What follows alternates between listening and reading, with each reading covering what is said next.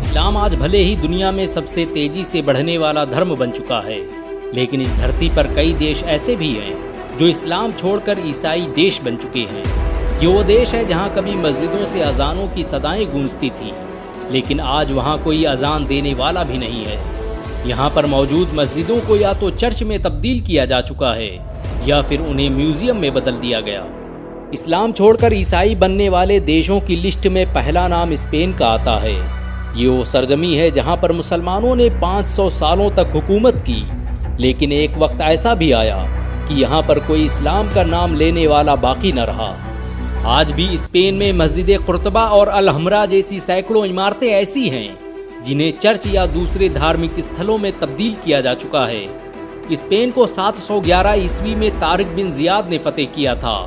Spain की फतेह मुसलमानों के लिए यूरोप में दाखिले का दरवाज़ा थी, लेकिन जब मुसलमानों ने इस्लाम का दामन छोड़ा तो फिर यही ज़मीन उनके लिए तंग कर दी गई और 1492 में मुसलमानों की हुकूमत का अंत हो गया।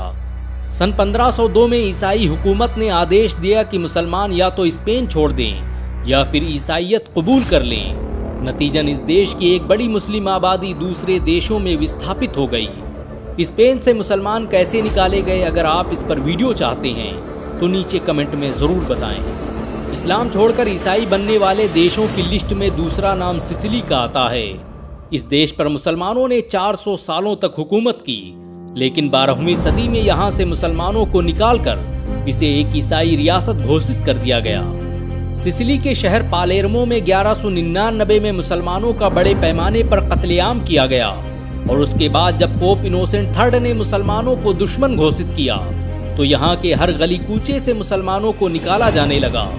सिसिली में जब आखिरी मुसलमान को बाहर निकाला गया वो साल था साल 1266। सिसिली जो आज मौजूदा इटली का हिस्सा है, उसके हर गोशे में मुसलमानों की निशानियां देखी जा सकती हैं। कहते हैं मुसलमानों ने मात्र 100 सालों में सिसिली को इतना आधुनिक बना दिया था कि लोग उसकी मिसालें देते थे। मशहूर साइंटिस्ट और फलसफी इब्न जाफर अल-सिकली इसी सिसिली में पैदा हुए थे।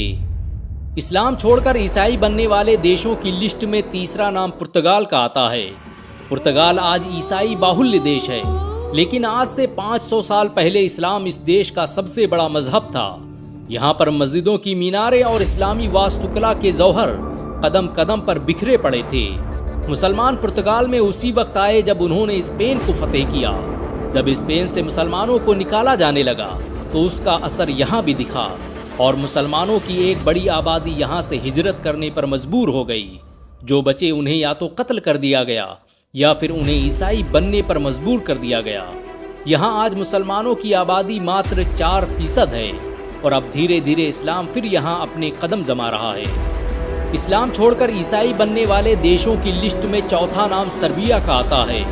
ये देश 1459 से लेकर 1804 तक खिलाफत उस्मानिया के कब्जे में रहा।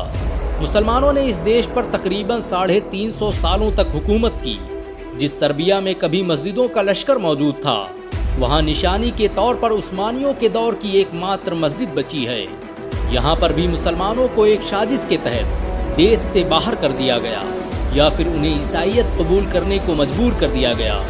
2022 की जनगणना के मुताबिक सर्बिया में मुसलमानों की आबादी मात्र 3 लाख है।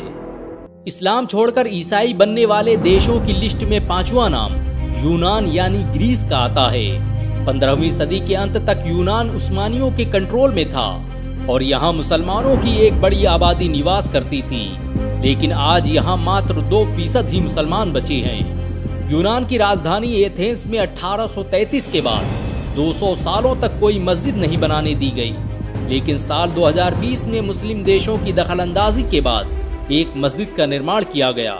हालांकि खिलाफत उस्मानिया के दौरान यहाँ पर 1354 में ही पहली मस्जिद तामीर कर दी गई थी। स्पेन की तबाही के बाद मुसलमान जिस देश की तरफ भाग कर आए वो यूनान ही था। कभी इस्लामी हुकूमत का गवाह रहा यूनान आज एक ईसाई देश बन चुका है।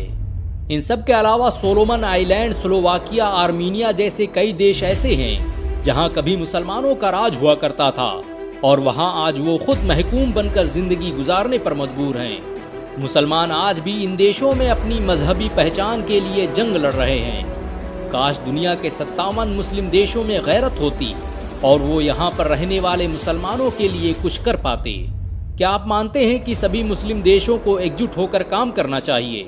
अगर हाँ तो नीचे कमेंट में जरूर बताएं। अगर एक मुसलमान होने के नाते आपको अफसोस हुआ हो तो इस वीडियो को लाइक और शेयर जरूर करें। ऐसी और वीडियो को देखने के लिए हमारे चैनल को सब्सक्राइब करें, बेल आइकन जरूर दबाएं।